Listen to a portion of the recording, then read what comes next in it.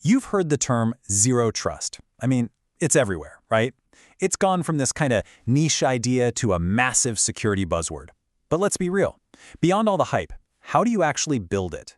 Well, in this explainer, we're going to give you the blueprint to turn that big idea into a working reality. Okay, so for decades, security was basically built like a medieval castle. You had your big walls, your moat, your gate, and once you were inside, hey, you were trusted. But today, with the cloud, with remote work, there's no inside anymore. That perimeter has totally vanished. Zero trust just flips this entire model on its head.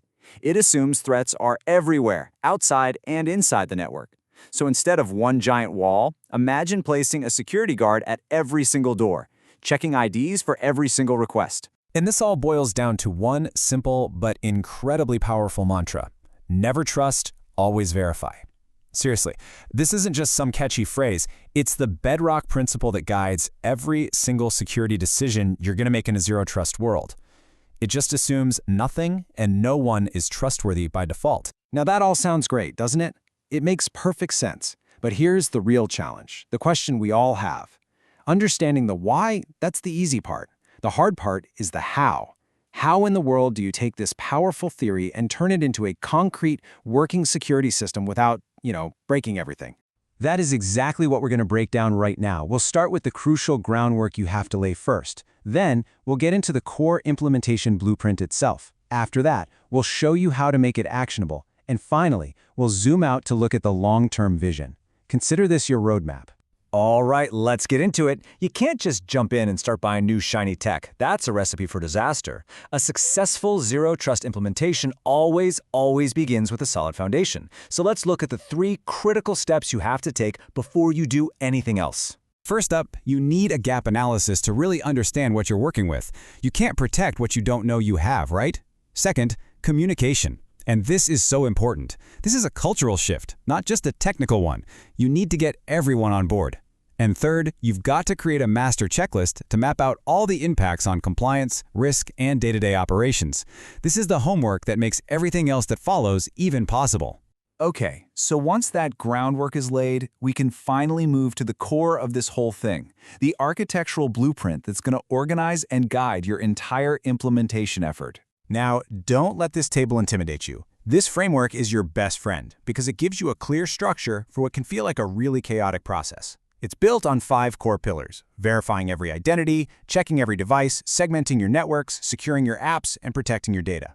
But, and this is key, cutting across all of those are 3 critical capabilities: having visibility into what's happening, using automation to respond, and establishing clear governance. This right here is your master plan. And this brings up a really important point.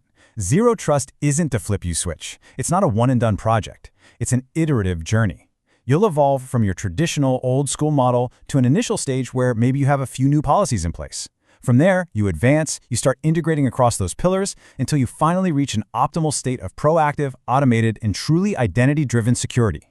Okay, so we have the blueprint. We know it's a journey, but how do we actually translate that architecture into a real, actionable plan? This is where we shift from the what to the how. To make any of this real, you have to start with a concept called the transaction flow. It sounds technical, but it's pretty simple. It's just the path that communication takes from a user to a resource.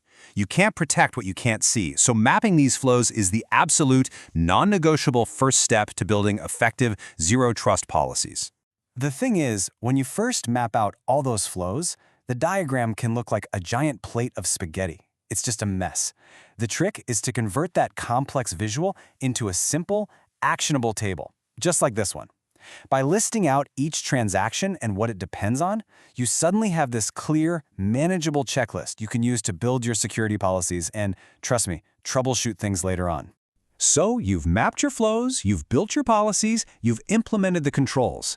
But you are not done, not even close. Now comes the most critical question of all. Does it actually work in the real world? It is time to test. And effective testing is about way more than just finding flaws. It's really about answering 2 crucial questions. First, did we actually achieve our security goals, like continuous authentication and having a good audit trail? And second, did we do it without making it impossible for our employees to get their jobs done? Getting both of those right, that is the true measure of success. All right, now that we've walked through the whole implementation process, let's just zoom out for a second. Because at the end of the day, zero trust is so much more than just a single project. It's about a fundamental, long-term shift in your organization's entire approach to security. The ultimate goal here isn't a new firewall. It isn't some new piece of software. It is a proactive security culture. It's a complete change where the entire organization moves from being static and reactive to being dynamic and constantly evaluating risk. This creates this really powerful feedback loop. As the source material points out, proper risk management means that every little event, every policy decision should trigger a constant reevaluation of your risk. Security is no longer a fixed state. It becomes this living, breathing process. So we'll leave you with this final thought. As you start to think about this journey for your own organization, just ask yourself this one question. What is the single biggest trust assumption that your organization makes every single day? Finding the answer to that, well, that's the first real step on your path to zero trust.